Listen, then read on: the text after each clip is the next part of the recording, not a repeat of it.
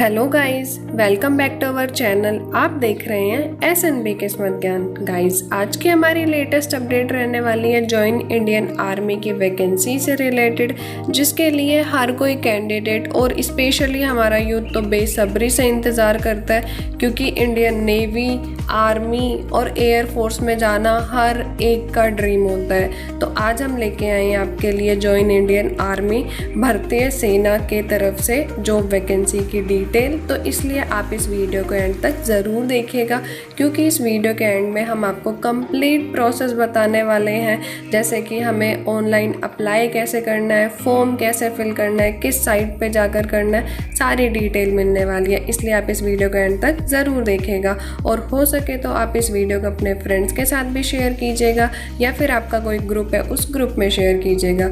Guys, अगर आप हमारे चैनल पर फर्स्ट टाइम विजिट करने आए तो हमारे चैनल को सब्सक्राइब कर दीजिएगा, क्योंकि हम आपके लिए ऐसी ही नई नोटिफिकेशन और अपडेट लेकर आते ही रहते हैं। चलिए गाइस, अब हम बिना किसी देरी के अपना आज का वीडियो शुरू कर लेते हैं। तो मैंने पहले ही बताया, आज का हमारा वीडियो रहने वाला है Indian army SSC technical man and women candidate के लिए, जिसके इंपॉर्टेंट डेट्स के बारे में बात करते हैं। तो हमारे ये एप्लीकेशन फॉर्म 28 सितंबर से स्टार्ट हो गए थे और इसकी लास्ट डेट है हमारी 27 अक्टूबर। तो उससे पहले आपको अपने फॉर्म को फिल करना है। एप्लीकेशन फ़ीस की बात की जाए तो हमारे general, OBC, SC, ST female candidate के लिए कोई भी फ़ीस नहीं लगने वाली है। No application fees for all the candidate, only fill the online application form. सिर्फ और सिर्फ ऑनलाइन एप्लीकेशन फॉर्म फिल करना है, उसके अलावा कोई फ़ीस पेमेंट का मेथड नहीं है यहाँ पर। अब हम बात कर लेते हैं हमारे Indian army SSC technical man and women age limit की। तो मिनिमम एज होनी चाहिए हमारी 20 ईयर और मैक्सिमम एज होनी चाहिए 27 ईयर। एज रिलैक्सेशन एज पर इंडियन आर्मी रिक्रूटमेंट यहाँ पर गिवन है। वैकेंसी डिटेल के बारे में बात की जाए तो हमारे short service commission SSC 58 man के लिए वेरियस पोस्ट है, जो कि मैंने पहले बताया 58 मैन के लिए है और 28 वुमेन के लिए है। एलिजिबिलिटी की बात करते हैं यहाँ पर, तो bachelor degree in engineering in related trade. More detail के लिए आपको जो ऑफिशियल नोटिफिकेशन आता है उसके बारे में आपको बताऊंगी कि आपको कहाँ से वो रीड करना है, तो वहाँ पर जाकर आप कंप्लीट डिटेल देख सकते हैं। मेन ये है कि आपके पास बैचलर की डिग्री होनी चाहिए इंजीनियरिंग ब्रांच से, मतलब कि BTech की डिग्री, वो भी आपके रिलेटेड ट्रेड या पोस्ट के अकॉर्डिंग। जैसे कि आप इलेक्ट्रिकल ब्रांच में जाना चाहते हो या मैकेनिकल में या फिर सिविल में, मतलब जिसमें भी आप जाना चाहते हो उसके बारे में। ट्रेड वाइज वैकेंसी डिटेल के बारे में बात की जाए तो एलिजिबिलिटी तो हमारी सेम ही रहने वाली है, जैसे अभी मैंने बताया सिविल के लिए, बिल्डिंग कंस्ट्रक्शन इलेक्ट्रॉनिक के लिए, computer science, information technology, MSc computer science, electronic, telecommunication, automobile engineering, aeronautical, ये सारी मतलब आपकी पोस्ट है। जैसे कि इंडस्ट्रियल के अंदर जाना चाहते हो, opto electronic, fibre, rubber technology, chemical engineering, workshop technology, अगर इनके अंदर आप जाना चाहते हो तो आप इनके अंदर अप्लाई कर सकते हो। अब हम बात करते हैं हमारे प्रमोशन क्राइटेरिया और सैलरी स्ट्रक्चर की। तो सबसे पहले प्रमोशन क्राइटेरिया के अंदर आपकी रैंक आती है, देन प्रमोशन क्राइटेरिया होता है। तो लेफ्टिनेंट के लिए ऑन कमीशन होता है, कैप्टन के लिए कंप्लीशन ऑफ 2 ईयर होता है, मेजर के लिए 6 ईयर होता है, लेफ्टिनेंट कर्नल के लिए 13 ईयर, मतलब ऑन कंप्लीशन ऑफ 13 ईयर होता है, कर्नल TS के लिए ऑन कंप्लीशन ऑफ 26 ईयर, और कर्नल के लिए, ब्रिगेडियर के लिए major general, lieutenant general, HAG scale, HAG plus scale, VCDAS या VCOS, army cadre lieutenant general के लिए on selection basis subject to fulfil all required service condition, की वहाँ पर जो कंडीशन गिवन होती है अगर आप उनको फुलफिल करते हो तो आपके मतलब उसके जो सिलेक्शन प्रोसेस के अकॉर्डिंग आपका प्रमोशन किया जाता है। तो सबसे अपर हाई पोस्ट की तो यही है, major general, lieutenant general, HAG scale या फिर आर्मी कैडरे का। देन उसके बाद अब हम बात करते हैं हमारे पे स्केल के बारे में।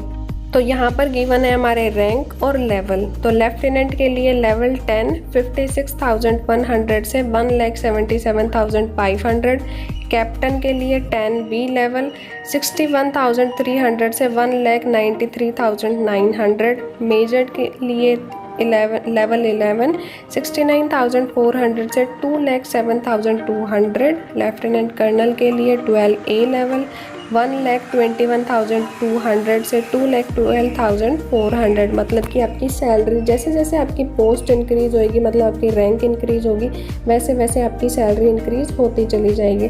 अब जैसे हम देखते हैं ब्रिगेडियर के लिए तो हमारे लेवल 13 1,39,600 से स्टार्टिंग और 2,17,600 तक। Lieutenant general HAG plus scale के लिए देखें तो 2,05,400 से 2,24,400 तक।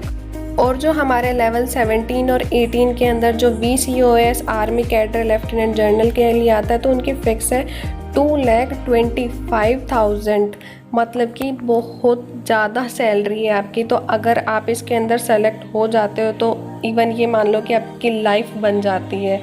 जैसे अब हम बात करते हैं हमारे मिलिट्री सर्विस पे के बारे में, जो एक्स्ट्रा आपको मिलता है ना पर मंथ, जो फिक्स मिलता है वो होता है 15,500। Fixed Stephen for cadet training के लिए, स्टीपन टू जेंटलमैन और lady cadet during the entire 56,100 per month, जो कि आपका ड्यूरिंग ट्रेनिंग दिया जाता है। देन उसके बाद on successful commissioning pay scale of officer commission shall be fixed in first cell of level 10 और period of training shall not be treated as commission service.